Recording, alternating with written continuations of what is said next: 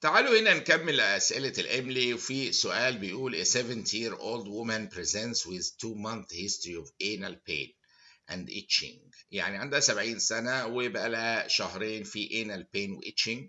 More recently she had been having some fresh bleeding and mucus discharge per rectum. يعني فوق كده في شوية bleeding وميوكس مع البين والitching اللي حاصل. On examination there is an irregular tender ulceration. مهم قوي الوصف هنا irregular و tender ulceration at the anal margin which appears to be extending into the anal canal.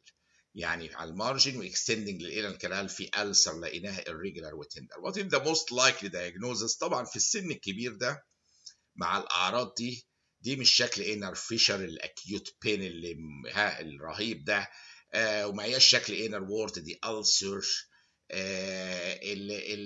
الوصف ده تيبيكال يمشي مع حالة انال كارسينوما في السن الكبير الريجولار تندر ألسر في واحدة فوق ال70 وفيها بلاد وميوكس وبتعمل اتشنج، دي من أعراض الانال كارسينوما.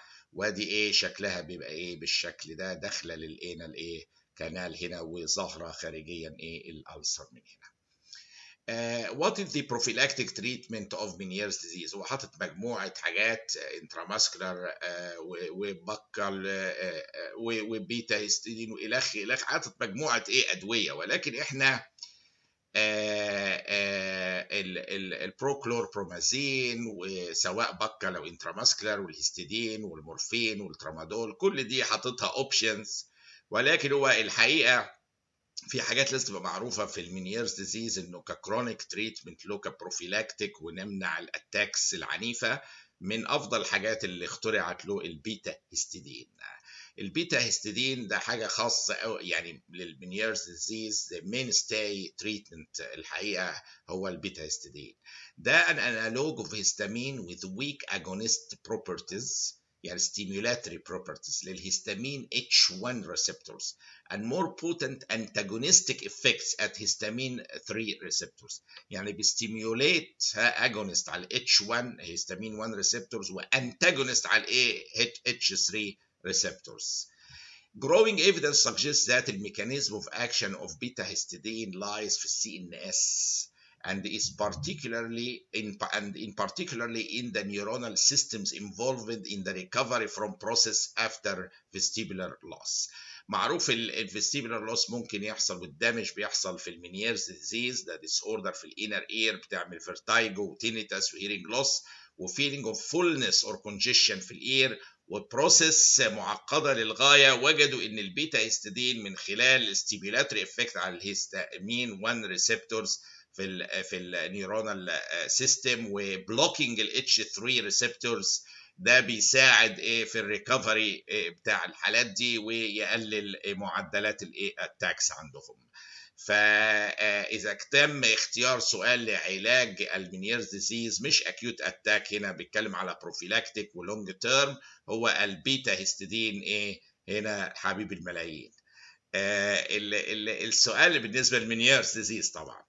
بالنسبه بعد كده which of the following statements concerning hematuria in children is true؟ فبيقول urine in glomerular hematuria is usually red. in glomerular hematuria is usually red. وهنا معلش هو السؤال محطوط بصوره خاطئه، المفروض glomerular hematuria occurs at the beginning of the urinary system.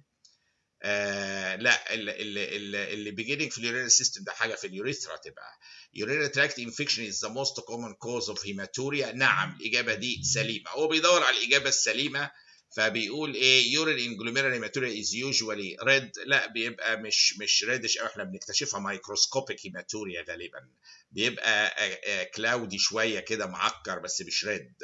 الريد دي حاجه lower urinary tract غالبا. وبيقول glomerular hematuria occurs at the beginning of a urinary system. هي مكتوبه معلش في السؤال بالغلطه دي، انا مش انا اللي بضع الاسئله، بقول بنحلها مع بعض معاكم. الجلوميرال هيماتوريا occurs at the beginning of the urinary stream. لا الكلام ده غلط، مع البيجيننج دي حاجه قلنا في اليوريثرا اكتر. اليو تي اي is the most common cause of hematuria. الكلام ده مظبوط 100%. urinary tract infection is the most common worldwide يعني cause للهيماتوريا. كل الناس بتفتكر الحصاوي او الرينال ستونز الى اخره. هنا بيقول رينال بايوبسي should be done in all to all cases. طبعا غلط، مش كل كيس هيماتوريا عاملها رينال بايوبسي، يعني في كتير قوي يو تي اي وبيتعالجوا بانتيبيوتيك وخلص الموضوع، مش محتاجه ايه رينال بايوبسي. lower urinary tract hematuria is usually accompanied by proteinuria. الإجابة دي برضو غلط، لأن proteinuria دي انتجات glomerular origin للهيماتوريا، مش لا. فهو بيقول اللور urinary tract هيماتوريا معهاش proteinuria. proteinuria بتساوي حاجة في البيزمنت ممبرين فوق glomerular style A of hematuria. هنا في لما كده اليو تي اي is the most common cause of hematuria. ده مهم المعلومه دي عشان معظم الناس بتروح للستونز والكانسرز وكده. لا، اليو تي اي هي الموست كومن كوز، مع السيفير انفلاميشن وكونجيشن ودامج الوول بتاع الكابيلاريز ممكن يحصل هيماتوريا. وان اذر كوزز زي الستونز والكانسر وكاجيولوباثيز، كل دي لازم تبقى ايه في الاعتبار. عندنا بعد كده السؤال ده management of asymptomatic bacteriuria، هو يقصد هنا في pregnant women، اوكي، بس عشان نبقى ايه واضحين، فبيسأل expectant management induction of labor antibiotics diuretics intravenous hydration. طبعا asymptomatic bacteriuria تتعالج بانتي بايوتكس. فهو كان لازم يوضح في السؤال انه بيتكلم عن واحده بريجننت، ولكن ان جنرال الاسيمتوماتيك بكتيريوريا دي هي تعريفها ايه؟ the presence of bacteria in the properly collected urine of a patient that has no يعني mid stream urine السطحيه has no signs of symptoms of urinary tract infection. يعني وجود بكتيريا في properly collected urine في عيان ما عندوش اعراض urinary tract infection. Asymptomatic bacteria is very common in clinical practice. والincidence increases with age. هو مع الحمل الحقيقه بتبقى more serious الامور وبنعالجها بانتي بايوتكس. السؤال ده تعالوا نشوفه هنا. A 4-year-old boy presents with new onset type 1 diabetes mellitus and diabetic ketoacidosis. He appears tired out on physical examination, shows only mild signs of dehydration.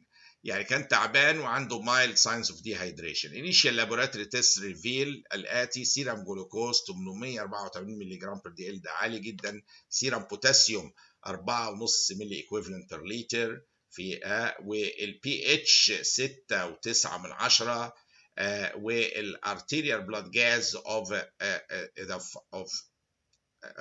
بي اتش 6 on arterial blood gas of the following. ده ما اعرفش، هو صيغه السؤال غريبه، معذره يعني صيغته غريبه. Of the following the most important first step in management this patient is to administer. الحقيقه هو هنا العيان واضح ان هو داخل في سيفير هايبرجلايسيميا وهايبركاليميا، ودي بدايه دايابيتيك كيتوزس. الانسولين دريب انا بس مستغرب للبي اتش اللي هو كاتبه ده، يعني الحقيقه السؤال فيه حاجه غريبه في الاستراكشر بتاعه وفي ارقامه، ولكن هي حاله دايابيتيك كيتوزس وهنديل معاه على هذا الاحتمال زي ما الممتحن حطه.